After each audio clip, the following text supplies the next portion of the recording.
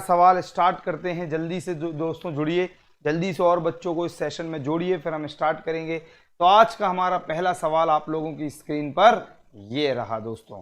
देखिए कितना शानदार सवाल है कि which of the following parameters are consist of International Monetary Fund quota formula. दोस्तों जैसे कि मैंने आपको बताया कि जो आईएमएफ है, जो इंटरनेशनल मॉनेटरी फंड है, जो अंतरराष्ट्रीय मौद्रिक कोष है, तो इंटरनेशनल मॉनेटरी फंड में, अंतरराष्ट्रीय मौद्रिक कोष इंटरनेशनल मॉनेटरी फंड में दोस्तों क्या होता है कि इसमें मेंबर कंट्रीज हैं। जैसे इस समय 190 मेंबर कंट्रीज हैं, तो इस समय जैसे 190 मेंबर कंट्रीज हैं इसमें, तो हर मेंबर कंट्री अपने अपने कोटा के मुताबिक, हर मेंबर कंट्री अपने अपने कोटा के मुताबिक आईएमएफ में पैसा जमा करती है।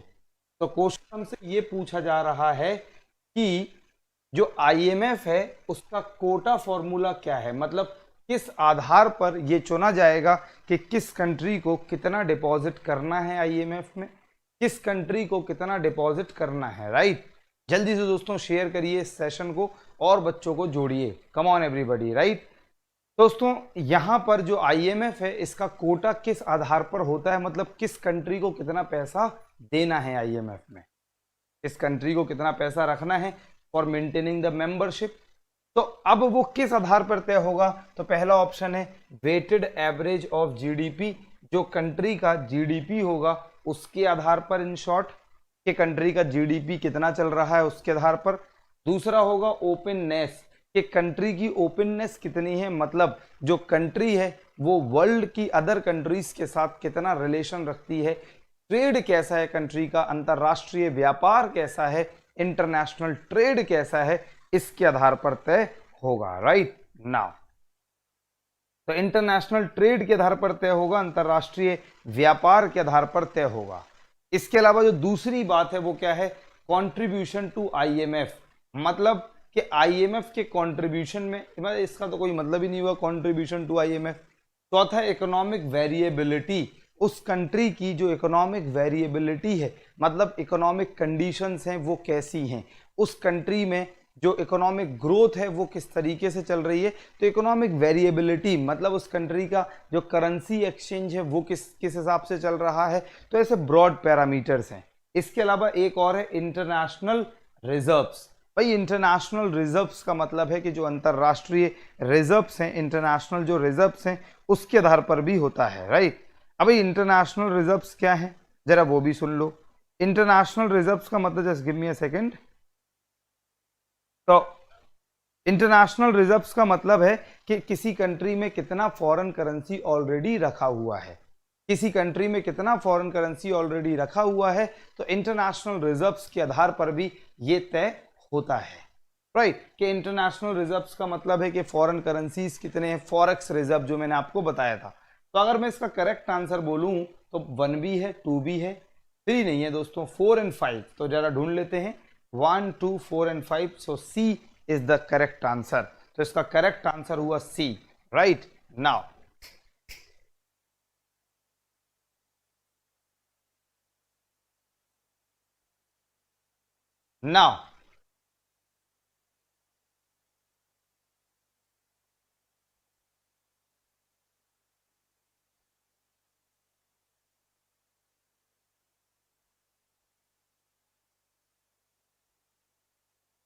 चलो दोस्तों, तो अगर हम लोग बात करते हैं, जरा ध्यान से समझना, तो हम लोग बात करते हैं कि 1, 2, 4, 5 ये तो मैंने आपको बता ही दिया। देखो अभी यहाँ पे थोड़ा सा एक्सप्लेनेशन है कि जब कोई कंट्री अगर आईएमएफ को ज्वाइन करना चाहता है या उसकी मेंबरशिप को रखना चाहता है तो उसका एक इनिशियल कोटा होता है उस कंट्री का। राइट, जो कोटा है of the existing members are broadly comparable. तो वो कोटा किसके आधार पर होता है, बस इतना तो समझना है आपको कि कंट्री का इकोनॉमिक साइज कितना है और कंट्री के इकोनॉमिक कैरेक्टरिस्टिक्स कितने हैं, कि किस हिसाब से आर्थिक कैरेक्टरिस्टिक्स। राइट नाउ, तो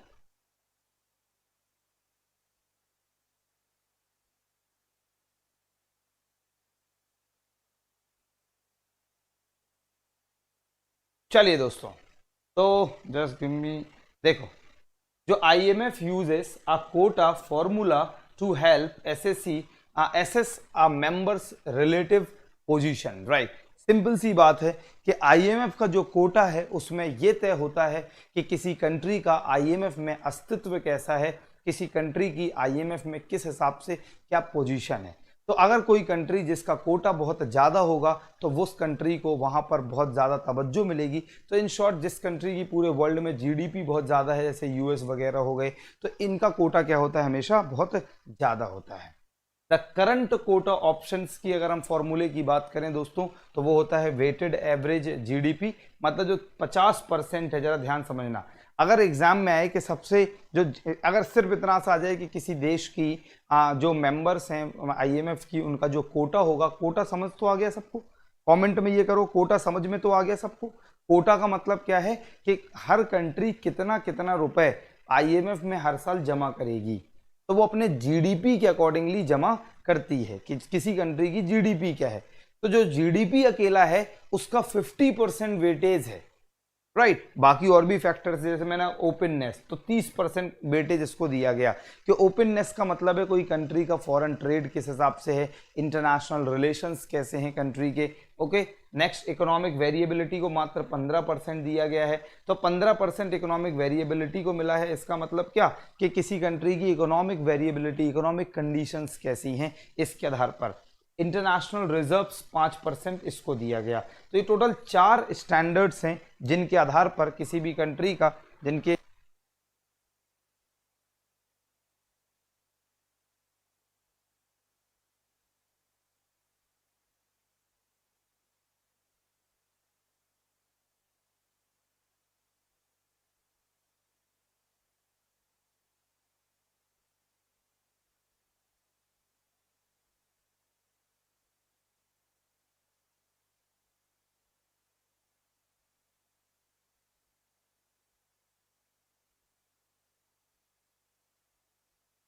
क्या दोस्तों इतनी बात आप सबको समझ में आई तो कमेंट करें जल्दी से आप अपना।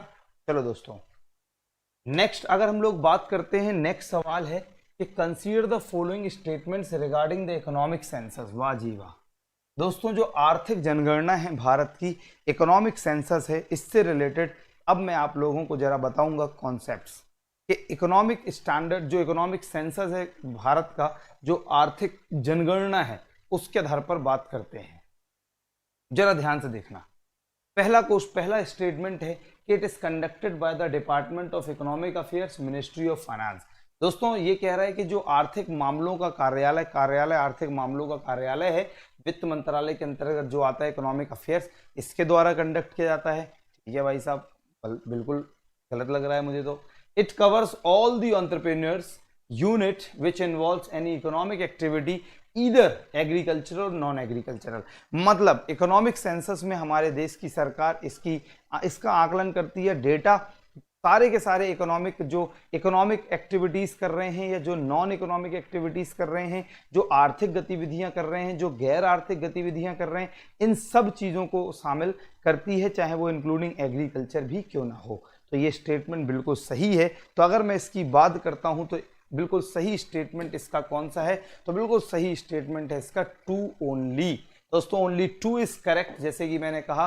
क्यों? क्योंकि जो इकोनॉमिक सेंसस है, अपनी कॉपी में नोट कर लो, बहुत ही इंपॉर्टेंट पॉइंट है कि जो इकोनॉमिक सेंसस है मेरे प्यारे दोस्तों, वो ministry of statistics and programme implementation, MOSPI conduct कराता है दोस्तों, ना कि मॉस्पी कंडक्ट कराता है, ना कि वित्त मंत्रालय।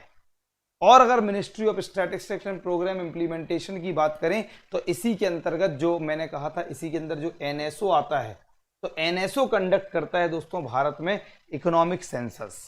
इसके अलावा अगर बात करें, इसमें सारी की सारी एंटरप्रेन्योर्स या एंटरप्रेन्योर यूनिट्स ली जाती हैं, मतलब जितने भी भारत में उद्यमिता हो रही है वो सारी इसमें ली जाती हैं, और इसमें सारी की सारी इकोनॉमिक एक्टिविटीज शामिल करते हैं, चाहे वो एग्रीकल्चरल हो या नॉन एग्रीकल्चरल हो। बस आप लोगों को ये 2 बातें याद रखनी है। चलते हैं दोस्तों आगे। देखिए, consider the following statement regarding the index of industrial production. IIP के संबंध में निम्नलिखित कथनों को देखें। इंडेक्स ऑफ इंडस्ट्रियल प्रोडक्शन, तो इंडेक्स ऑफ इंडस्ट्रियल प्रोडक्शन की अगर हम लोग बात करते हैं तो जरा ध्यान से आप लोग सुनना। मैंने आपको इंडेक्स ऑफ इंडस्ट्रियल प्रोडक्शन एक क्लास में और बताया था, शायद आप लोगों को याद होगा। इंडेक्स ऑफ इंडस्ट्रियल प्रोडक्शन में मैंने आपसे कहा था कि हमारे कंट्री में जो प्रोड्यूसिंग यूनिट्स हैं, जो कंपनीज हैं, तो उन प्रोड्यूसिंग यूनिट्स, उन कंपनीज का प्रोडक्शन कैसा, पहले क्या था, और पूरे देश में जो इंडस्ट्रीज है उनका प्रोडक्शन अब क्या है, इसके बारे में बताता है index of industrial production. Right now दोस्तों, this is called index of industrial production. अगर हम लोग बात करते हैं, जो ऑल इंडिया आईआईपी है is being released as a monthly series since 1950। ये कह रहा है कि जो आईआईपी है, आज आपको आईआईपी के बारे में बहुत सारी चीजें जानने को मिलेंगी। जो आईआईपी है, जो इंडेक्स ऑफ इंडस्ट्रियल प्रोडक्शन है, ये मंथली आता है, और दोस्तों 1950 से ये कह रहा है सीरीज स्टार्ट हुई है 1950 से। बेस ईयर इसका होता है 2014-15। आधार वर्ष, जो कि मैंने कई बार आपको बेस ईयर के बारे में बताया, तो ये बिल्कुल गलत स्टेटमेंट है। बेस ईयर इसका 2014-15 नहीं होता है। नेक्स्ट इसका स्टेटमेंट है, there is a lag of 3 weeks in the publication of the IIP index data after the reference month end. Okay, ये कह रहा है लैग है 3 वीक्स का। There is a lag of 3 weeks, मतलब जो डेटा है, जब रेफरेंस मंथ से देखें तो 3 महीने बाद इसका डेटा आता है। जैसे मान लो कि अगर मैंने कहा कि मंथली बेसिस पर आ रहा है, तो अगर मंथली बेसिस पर आ रहा है, जैसे मान लो मुझे जुलाई का डेटा, मुझे जुलाई का सरकार को रिलीज करना है आईआईपी, तो जुलाई का जो आईआईपी है वो रिलीज होगा इसके अकॉर्डिंग 3 वीक्स बाद।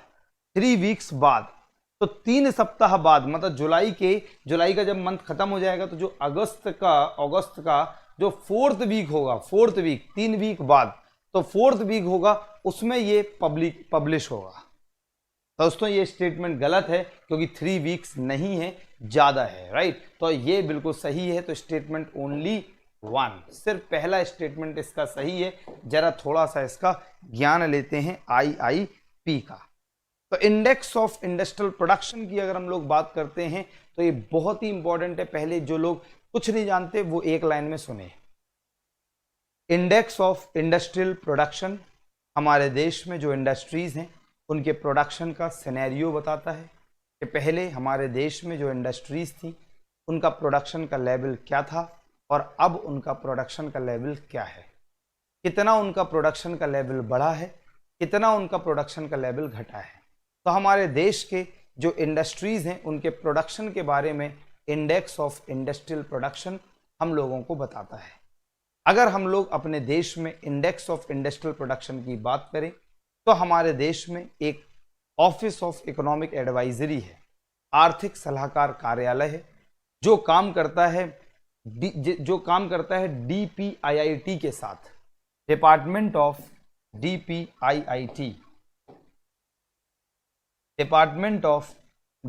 For promotion of industry and internal trade, department for promotion of industry and internal trade.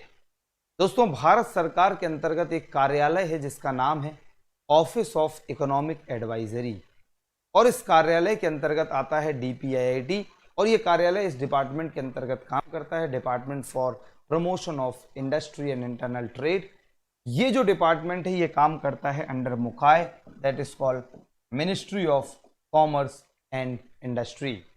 तो ministry of commerce and industry के अंतर्गत ये काम करता है। अगर हम लोग बात करते हैं हमारे हिंदुस्तान में ministry of commerce and industry her regular एक टाइम पीरियड पर क्या करती है, तो मेड फर्स्ट अटेम्प्ट, पहला अटेम्प्ट इसने मारा for the compilation of IIP. तो आईआईपी का जो पहला अटेम्प्ट था, पहली बार जो आईआईपी हमारे देश में हुआ, तो इसका बेस ईयर जो था वो था 1950। तो यहाँ पे लिख लो सबसे पहली बार, फर्स्ट बेस ईयर। तो जो पहला बेस ईयर था जब ये आईआईपी सबसे पहली बार सरकार ने अटेम्प्ट किया क्वालिफाइड इसको निकालने का, जिसमें 15 इंपॉर्टेंट इंडस्ट्रीज का डेटा लिया गया, अगर हम लोग बात करते हैं दोस्तों, accounting for more than 90% of the production, leave it off. बस 2 बातें याद रखनी है। सबसे पहला point, office of economic advisory, मोकाय, ministry of commerce and industry इसको पब्लिश करता है, क्योंकि हमें एग्जाम क्वालिफाई करना है, हमें डॉक्टर नहीं, हमें रिपोर्टर बनना है। डॉक्टर मैं हूं और मैं आपको बनाऊंगा रिपोर्टर, याद रखना। क्योंकि दोस्तों आप लोगों के एग्जाम में आप लोगों को सिर्फ क्वेश्चंस को टिक करना है, तो आप उसी एग्जाम के मॉड्यूल के अकॉर्डिंगली पढ़ें। सबसे मेन होता है कि आप एग्जाम के मॉड्यूल के अकॉर्डिंग पढ़ें। तो सबसे पहला पॉइंट क्या है कि ऑफिस ऑफ इकोनॉमिक एडवाइजरी इसे कैलकुलेट करता है। दूसरी बात है कि ये सबसे पहली बार जो इसका बेस ईयर था वो 1937 था। तीसरी बात 15 कंपनीज को, इंडस्ट्रीज को लिया गया था उस समय।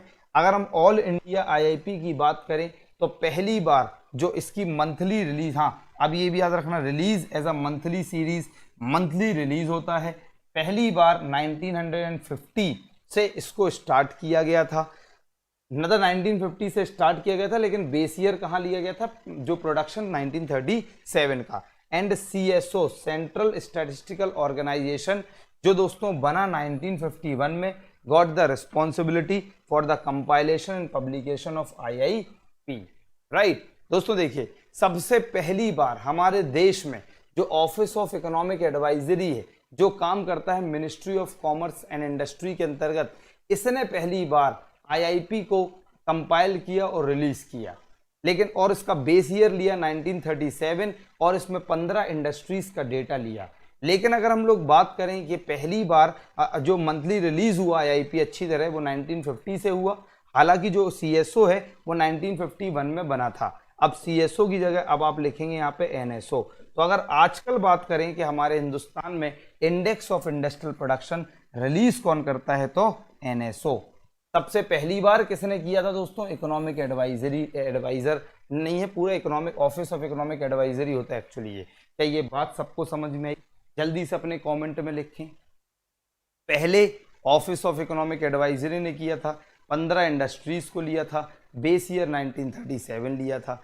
लेकिन मंथली बेसिस पर इसका प्रारंभ किया गया 1951 से। 1950 से जो 1951 में पहली बार जो सीएसओ बना था, उसने अब हमारे देश में जो अब सीएसओ एनएसओ हो चुका है, कि अब हमारे देश में एनएसओ इसे क्वालिफाई करता है, इसे मतलब इसे कंपाइल करता है। जरा ध्यान से समझना आप लोग, बहुत इंपॉर्टेंट है। जब इंडेक्स भारत में स्टार्ट हुआ था, प्रारंभ हुआ था, उस समय जो बेस ईयर था वो 1937 था। मतलब पहला बेस ईयर, याद रखना कि पहला आधार वर्ष क्या था, 1937 था। बस इतना ही। और आज की डेट में अगर बात करें तो बेस ईयर 2011-12 है। बस इससे पहले का अगर याद रखो तो 2004-5 है। तो इससे पहले का बेस ईयर 2004-5 था, अभी बेस ईयर 2011-12 है। सबसे पहला बेस ईयर 1937 था, मंथली बेसिस पर 1950 में प्रारंभ हुआ। This is called index of industrial production. दोस्तों जरा ध्यान से एक बात और समझिए कि जो इंडेक्स ऑफ इंडस्ट्रियल प्रोडक्शन है वो क्या करता है, वो there is a lag of 6 week, वहां पे लिखा था 3 वीक नहीं, तो लगभग 6 हफ्ते बाद डेटा इसका देती है गवर्नमेंट। जैसे मान लो अगर मुझे देखना है कि जुलाई में हमारे देश में क्या कंडीशन रही इंडस्ट्रियल प्रोडक्शन की, तो इसका जो डेटा है जुलाई मंथ का वो आएगा अगस्त छोड़कर सितंबर के 2nd वीक के बाद। तो सितंबर के 2nd वीक के बाद हमारे देश की सरकार इंडेक्स ऑफ इंडस्ट्रियल प्रोडक्शन का डेटा रिलीज करेगी। बोलो जी, कमेंट करो जल्दी से, क्या इतनी बात सबको समझ में आई? अब आखिर ये इंडेक्स ऑफ इंडस्ट्रियल प्रोडक्शन क्या मेजर करता है? तो दोस्तों ये मापता है कि industrial production for the period under review. दोस्तों ये देखता है कि industrial production for that particular period क्या हुआ, एक मंथ में ही होता है। और दोस्तों ये किस काम आता है, अगर आप लोगों को थोड़ा और डिटेल में चलें तो आखिर ये किस काम आता है, क्यों index of industrial production measure किया जाता है? क्योंकि दोस्तों ये की इकोनॉमिक इंडिकेटर है of the manufacturing sector of the economy. दोस्तों हमारे देश की जो अर्थव्यवस्था है, हमारे देश की जो इकोनॉमी है, उसका जो मैन्युफैक्चरिंग सेक्टर है उसका की इंडिकेटर है। अर्थात ये हमारे देश के जो इंडस्ट्रियल सेक्टर है उसके बारे में बताता है कि जो इंडस्ट्रियल सेक्टर है उसकी ग्रोथ कितनी हो रही है, वो कितना पहले से अच्छा काम कर रहा है या कितना पहले से नीचे गिरा हुआ है। तो पूरा का पूरा इंडस्ट्रियल सेक्टर की पिक्चर दिखाता है इंडेक्स ऑफ इंडस्ट्रियल प्रोडक्शन। मुझे लगता है आप लोग ये बात समझ चुके हैं, जल्दी से बताएं दोस्तों। चल नेक्स्ट देखिए दोस्तों, नेक्स्ट सवाल क्वेश्चन नंबर 4, बहुत बढ़िया सवाल है। आप लोगों को अच्छा ज्ञान मिलेगा। जो भी मैं यहाँ पे क्वेश्चंस करा रहा हूँ, मेरा उद्देश्य है कि आपका टारगेट हिट हो और आप 2021 के जो प्री का क्वेश्चंस हैं, इकोनॉमी के जो 14-15 सवाल आने की प्रोबेबिलिटी हर साल रहती है, उन क्वेश्चंस को आप लोग सॉल्व कर पाएं। और डेफिनेटली जो मैं आपको यहाँ पढ़ा रहा हूँ उससे बहुत क्वेश्चंस फंसने वाले हैं। जब दोस्तों मैं क्लास का वीडियो का लिंक भी डालूंगा, जब एक्सप्लेन दूंगा और आपको मिनट भी बताऊंगा किस मिनट पे मैंने कौन सा क्वेश्चन कराया, जो मैं हर साल करता हूं। बस जरा ध्यान से आप लोग सुने। पहला नेक्स्ट क्वेश्चन है, consider the following statement regarding the countries terms of trade. एक टर्म होता है कंट्री में, terms of trade, TOT, TOT, terms of trade. तो दोस्तों टर्म्स ऑफ ट्रेड से संबंधित यहां पर कुछ स्टेटमेंट हैं जो आपको बताने हैं। अब टर्म्स ऑफ ट्रेड की अगर हम लोग बात करते हैं तो ये क्या है, ये रेशियो है between the index of export price and the index of import price. बिल्कुल सही स्टेटमेंट है दोस्तों। वैसे ही आप लोग याद रखो, जब भी इकोनॉमी में ट्रेड की बात आएगी, कुछ चीजें आपको समझ लो, दिमाग के अंदर घोल लो। जब भी ट्रेड की बात आएगी, ट्रेड व्यापार की बात आएगी, तो व्यापार की जब भी बात आएगी तो बिल्कुल ध्यान से समझना। व्यापार की जब भी, सिर्फ सब्सक्राइबर्स इस चैनल को में कमेंट कर सकते हैं, तो आप पहले सब्सक्राइब करिए दोस्तों, फिर आपका कमेंट आएगा, राइट। दोस्तों जरा ध्यान से समझिएगा क्या, कि जब भी वर्ड आए ट्रेड, तो ट्रेड का मतलब हमेशा क्या होगा, व्यापार का मतलब हमेशा क्या होगा। तो ट्रेड का मतलब हमेशा दोस्तों ये होगा कि एक्सपोर्ट और इंपोर्ट। बस कुछ चीजें इकोनॉमी में याद करो। तो दोस्तों टर्म्स ऑफ ट्रेड कहता है कि जो एक्सपोर्ट प्राइस है और इंपोर्ट प्राइस है, इन दोनों के रेशियो को हम टर्म्स ऑफ ट्रेड कहते हैं। बिल्कुल सही स्टेटमेंट है। दूसरा स्टेटमेंट, कंट्री का जो टर्म्स ऑफ ट्रेड है वो less than 100% if more capital is leaving then country is leaving the country then it's entering into it. जरा ध्यान से समझना दोस्तों, इस स्टेटमेंट को तो हम वैसे ही तोड़ फोड़ सकते हैं, तोड़ना आना चाहिए आपको, बिल्कुल मुक्का मारना आना चाहिए। आओ मुक्का मारते हैं। ये कह रहा है भाई साहब कि it is the ratio between export price, जो भी हम एक्सपोर्ट कर रहे हैं, और इंपोर्ट प्राइस। मैंने कहा ये स्टेटमेंट बिल्कुल सही है, राइट। मान लो अगर हम लोग, और इंटू 100, रेशियो इस इंटू 100 परसेंटेज में आता है ये। तो जरा ध्यान से समझना, कह रहा है if the terms of trade जो टीओटी है इज लेस देन 100%, 100% से कम है, राइट। तो then more capital is leaving the country then it's entering into it. इसका मतलब मान लो कि हम एक्सपोर्ट कर रहे हैं, निर्यात किया हमने 500 रुपए का, समझना, अपॉन इंपोर्ट कर लिया हमने 1000 रुपए का। 1000 रुपए का मतलब जब हम एक्सपोर्ट कर रहा कोई प्रोडक्ट तो हमने 500 रुपए आ गए, और जब इंपोर्ट किया तो मान लो 1000 रुपए हमने उसको दिए। अगर वहां पर मल्टीप्लाई कर दो 100 से, 1 2 1 2 1 2, ये देखो लेस देन 50, मतलब हमारा यहां पर एक्सपोर्ट, यहां पर देखो एक्सपोर्ट कम है और इंपोर्ट ज्यादा है। ये 50 मतलब 100 से कम है, सिर्फ वैल्यू 50 है। कब? जब हमारा एक्सपोर्ट कम, इंपोर्ट ज्यादा है। तो terms of trade is less than 100%, तो इसका मतलब है मोर कैपिटल इज लीविंग, हमारे देश से ज्यादा कैपिटल जा रही है। यस दोस्तों, 1000 रुपए हम इसको भेज रहे हैं, एंड देन एंटरिंग इनटू से 500 रुपए आ रहे हैं। स्टेटमेंट बिल्कुल सही है। बोलो जी, कॉन्सेप्ट एकदम बिल्ड हुआ है नहीं? एक नया ज्ञान मिला कि नहीं? जितने भी यहां मुझे लाइव देख रहे हैं, जो मेरी वीडियो को नेक्स्ट बाद में देखेंगे, वो पब्लिक कमेंट में जरूर बोलें क्या उन्हें नया ज्ञान मिला या नहीं मिला। मैं गारंटी दोस्तों लिख के साइन करके दे सकता हूं, आपने YouTube में इस तरीके के क्वेश्चंस बहुत ही रेयरली आपने देखे होंगे। आप लोग, I can bet to anyone for my statement. बोलो जी, राइट। नाउ नेक्स्ट क्वेश्चन पे चलते हैं। तो क्वेश्चन दोनों स्टेटमेंट इसके सही हैं। जरा थोड़ा सा और पढ़ेंगे हम लोग, जरा कि देखेंगे टर्म्स ऑफ ट्रेड क्या है। ये रेशियो है between the index of export price और इंडेक्स ऑफ इंपोर्ट प्राइस। हो गया। ये मेजर करता है how many units exports are required to purchase a units of imports. जरा समझना, अब हम ये देख रहे हैं कि टर्म्स ऑफ ट्रेड निकालते क्यों हैं। तो टर्म्स ऑफ ट्रेड हम लोग इसलिए निकालते हैं कि टर्म्स ऑफ ट्रेड में हम ये देखते हैं कि व्यापार, इसको बोलते हैं व्यापार के नियम। तो टर्म्स ऑफ ट्रेड में हम ये देखते हैं कि हम एक्सपोर्ट कितना कर रहे हैं और इंपोर्ट कितना कर रहे हैं। अर्थात अगर हमें कोई भी कमोडिटी को इंपोर्ट करना है तो उसके लिए हमें कितना एक्सपोर्ट करना पड़ेगा, कितना एक्सपोर्ट करना पड़ेगा।